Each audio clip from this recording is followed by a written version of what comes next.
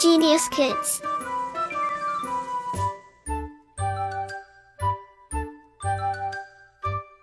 Cultivating love for learning. Chapter 5, Rana Pratap. Scene 1. A mountain plateau in the Aravalli. Rana Pratap Singh, with his family and a few faithful soldiers, had found a temporary refuge here. The plateau is surrounded by dense jungle and is far from all human haunt except for a few huts occupied by the hill folk. Seated under a tree, Tara and Tetsi, the children of the Rana, are talking together. The girl is about 8 years old and the boy is 2 or 3 years younger. From the place they are seated, they can see a long distance across the plains, including the Mughal encampment at the foot of the mountains. Tetsi, wistfully, would it be so wrong to want to live in Delhi? The children there eat honey cakes the whole day long.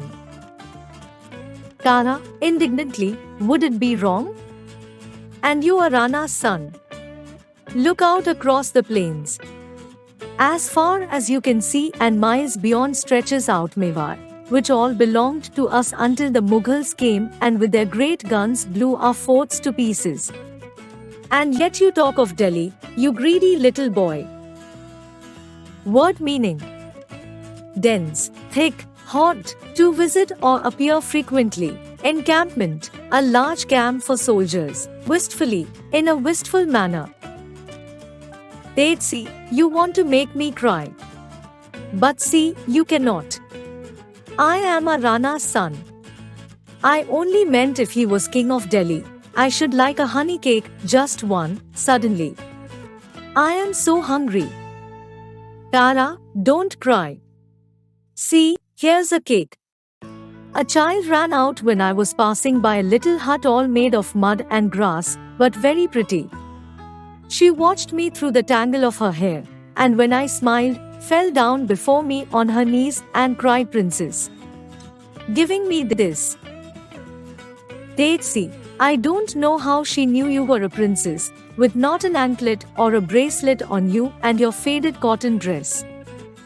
Tara, perhaps it is not clothes or jewels which show royal birth. But take your cake. Tetsi, how nice of you not to eat it. Tara, ruefully, I wanted to, oh, how I wanted to. But thought of you, a little boy, so hungry. Tetsi, it looks like honey cake. Tara, it is, and no nasty Delhi with it either. Come, eat it up and then we will play a game. Tetsi, what shall we play? Tara, oh, I'll be Sita, and you can be Ram, that is if you speak no more of Delhi. If you do, then you must be Ravan. Tetsi, I won't. I won't be Ravan. Why, he was wicked, Tara. Tara, there, I only said it to tease you. Is the cake good? Tetsi, so good that I am eating it crumb by crumb to make it last longer. Tara, I heard mother say today that she had no more flour. Nothing at all from which to make one dinner. Tetsi, what shall we do? Tara, well, listen. When mother said that, the Rana was lying stretched out upon the grass quite tired out. We thought he was asleep, but he sprang up, and oh, his face was terrible. I wanted to run away, but was afraid to move. Tetsi, what happened then? Word meaning: pretty, pleasing in a graceful way, tangle, to intertwine in a confused mass, nasty, foul, wicked, bad, mischievous or corrupt. Tara, he strode across the grass until he came to the edge of the ravine, you know, the place from which you see the Mughal camp quite plainly, and then he raised his hand. I think perhaps I should not tell you. Tetsi, oh please tell me. I'll be a man soon. Tara, well then he called upon the gods to punish Akbar, to send to him all manner of evil things, famine and sickness and bad sons. You know how loud the thunder crashed last night, roll after roll, and not a drop of rain, the lightning looking amongst the rocks like fiery snakes. They'd see, fearfully, all that great noise. Do you think it was the gods getting ready?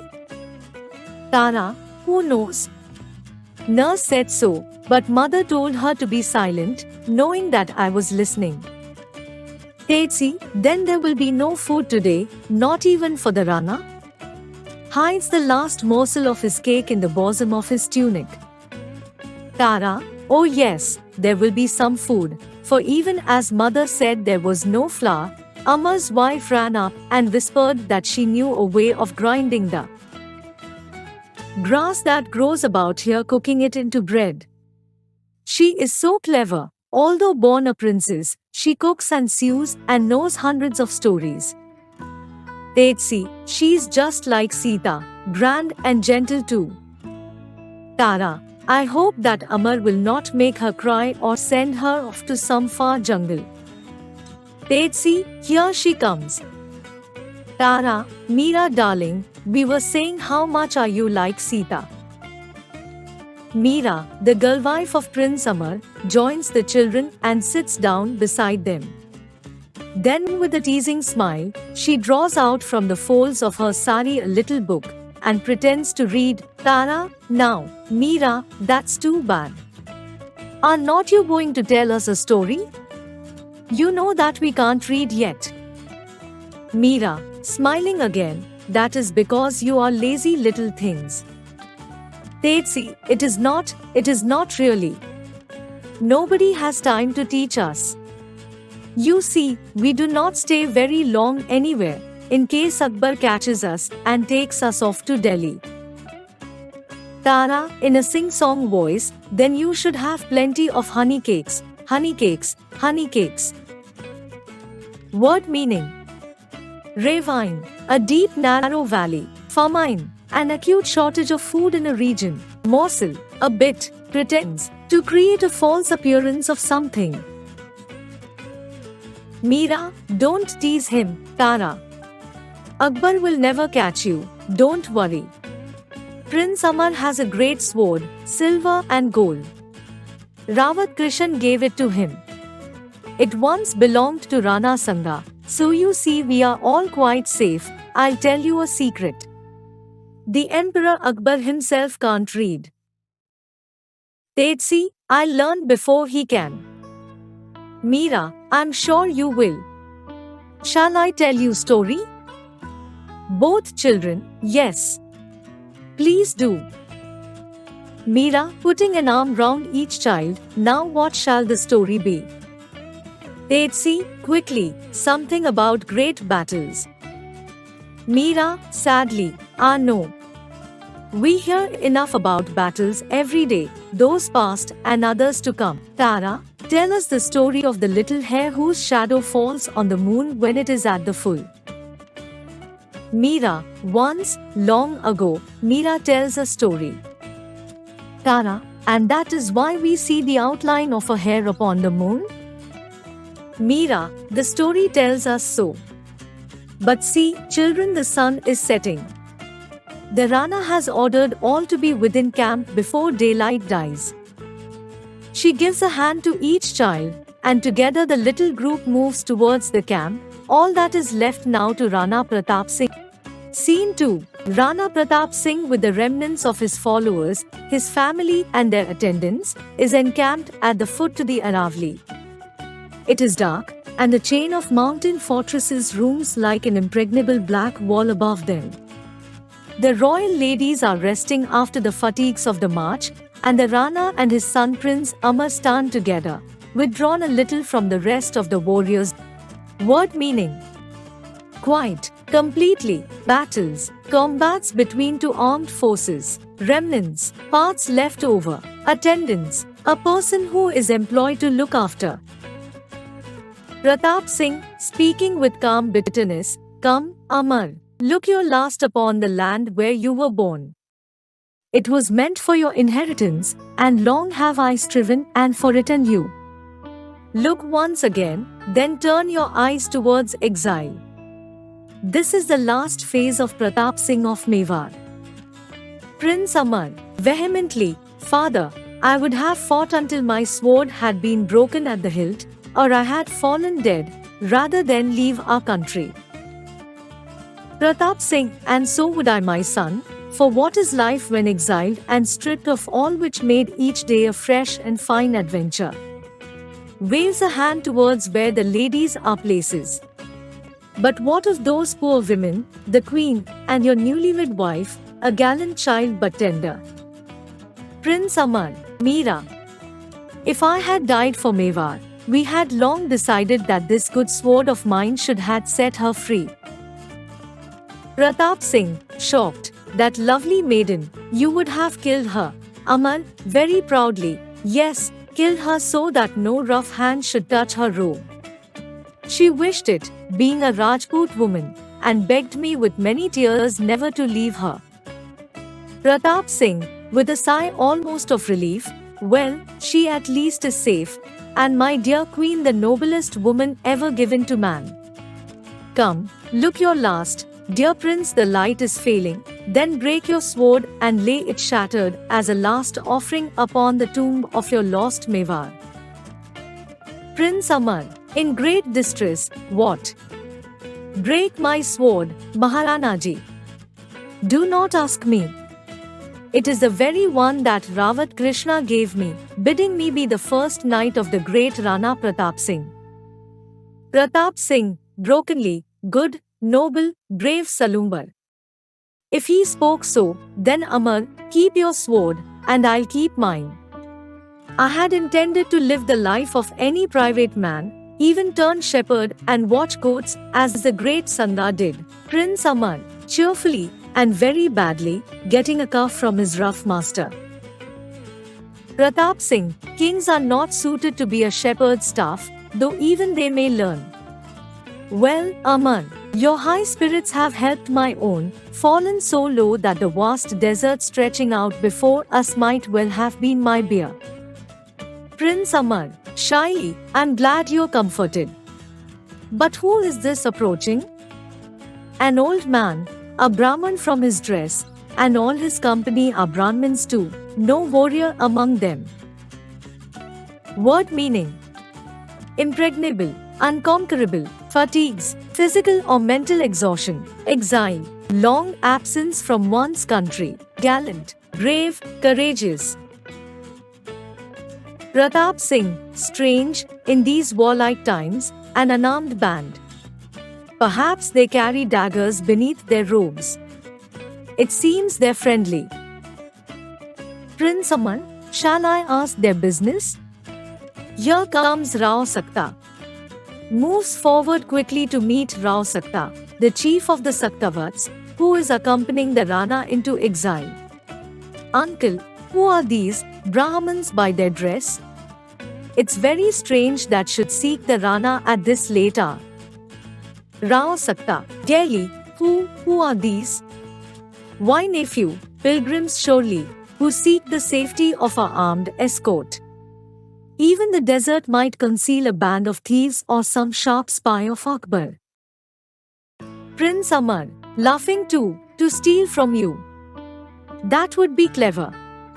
Earnestly, it's not for myself, I want good tidings. Rao Sakta, ha. Prince Amar, laughing again, how good it is to laugh once more. Rao Sakta, shh. You will awake the queen. She will think you crazy, for mirth has long been absent from our thoughts. Prince Amar, but have you any good news? Rao Sakta, well, middling good. Prince Amar, then share it with the Rana. Rao Sakta, it is all his. The Chief Minister, Bhamasa, has come to say farewell, to wish the Rana happy days and all good fortune. Word meaning: unarmed, not armed, conceal, to hide, tidings, news, mirth, merriment. Prince Amar, disappointed, good fortune, happy days? When far from Mewar. So that's your news. Good Bhama Sah meant well, but yet another parting will make it harder for my father. See how he stands there, uncle, quite alone. Rao Sakta, quickly, his back is not towards Mewar. Crosses over the grass to where the Rana is standing, still gazing at the dim outline of the peaks of the Aravali. He seems to have forgotten the arrivals. Rao Sakta touches him on the arm. Atta, I have news for you. Bhama Sah wishes pay his respects to you. Significantly, some great benevolent purpose brings him after us. Pratap Singh, good, kind old man. For generations his family has served the state. Well, bring him to me. This grassy plot must be my hall of audience. Sakta hurries off and returns with the venerable figure of Bhama Sah, whom he leaves alone with the Rana. The minister prostrates himself at the feet of Pratap Singh. Rise, my good friend. No longer I am Lord of Mewar, only a poor wanderer. Bitterly, my caravan, it would disgrace a gypsy. Bhama Sah rises to his feet and stands with folded hands and bent head in front of his master. Maharanaji. Long ago my ancestors found favor with the lords of Mewar. Since then, thanks to a grand and generous rule, great prosperity has attended all our family. No need, no hardship has ever caused Rana to levy a tax upon our private fund. And so we find ourselves rich in a land of ruin. While princes hungered, we have been able to hoard lots of gold. Pratap Singh, wearily, nothing wrong in that. No stain has ever touched your honor, my good Bhama Sah. In fact, I'm glad to feel there's one relation my conflict has not ruined. So go your way and take your Rana's blessing, even if he calls himself so for the last time. Word meaning: benevolent, kindly and helpful, venerable, worthy of reverence, wanderer, one who wanders, hoard, a stare of something valuable. Bhama Sah, the hoarded wealth of many years I have brought for your acceptance. Pratap Singh, in amazement, for mine? Bhama Sah, I have not kept one golden coin, nor anything I thought could swell the fund. Dear Lord, my kindest, noblest master, I have lived to greet the day when I might bring my service to one full and splendid close. I have enough wealth to feed and arm your warriors for 12 to 15 years. Not just a few brave men, but 20,000-30,000 lusty Rajputs. Come, how's that for a bun? We will soon show him and his Mughals too how the men from Mewar may rally. Up, upon the hillside, I passed a Mughal camp. A merry crew, all drinking good riddance to the Rana, the flying Rana Pratap. We stole so quietly by them, they little knew how near them a band of well-picked swordsmen, looking like humble pilgrims, passed. They little knew our purpose or how, below Kumbhal Mere, we should saddle 60 horses, who had descended the rocky paths, each moving as quietly as a leopard on its padded paws. Pratap Singh, your tidings almost take away my power of speech. Am I awake? I fear that this is all a dream. Bhama Sah, delighted, a dream, my Rana? Look, is that a dream? Points to of a group of horsemen, who are approaching the camp cautiously. We muffled all the trappings, tricked out the men like mummies. A Mughal, straying from his camp and meeting such a party, would have gone mad with fear, thinking he saw the ghosts of Rana Pratap's band, believing you far away across the sandy desert, with every faithful Rajput following your blood-red flag. Pratap Singh, and you, brave Bhama Sah, came all unarmed to bring me joy, the like of which I have not felt since the grand day when, hailed as Mewar's ruler, I led the Hun. Bhama Sah, that was a day. but do not prize my valor so highly. Beneath my pilgrim's robe, I wear light mail. My sword lies snug inside. Once, in days of Sangha, that sword saw service. I've never drawn it since, but spent my life toiling for this great moment. Pratap Singh, if good days come, and the Sesodias plant once again the emblem of the sun about Chittor, your family shall be still further honored. I hail you, Bhama Sir, as savior of Mewar. Bhama Sir, very simply, I love you, Maharana Ji, you and all your race. I ask for no reward but still to serve you. The moon is rising, what a night to take the Mughal outpost unawares and then press on to Dor. Word meaning: splendid, magnificent, lusty, strong, riddance, deliverance, valor, bravery. Shahbaz Khan himself is making merry, thinking you are toiling across the desert with your face turned towards forgetfulness. Pratap Singh, you are a counselor as golden as the money you give so freely for our country. I feel my sword, like some live thing, pricking me onto action. Come, let us rejoin the chiefs. This is grand news for them. He moves towards the camp where Rao Sakta and Prince Amar are waiting anxiously for news of the interviews. Bhama Sir follows the Rana, still mindful of his royal rank. But Pratap Singh waits for him and, taking him by the arm, leads him to Prince Amar. My son, salute the noblest man that ever Mewar reared. Prince Amar, puzzled but willing to believe his father, my thanks and greetings, Bhama Sir. Rao Shakt, and mine, if it was you who mounted the 60 horsemen who have joined us.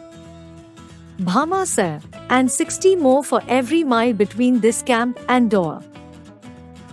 Rao Sakta, uproariously, what a man!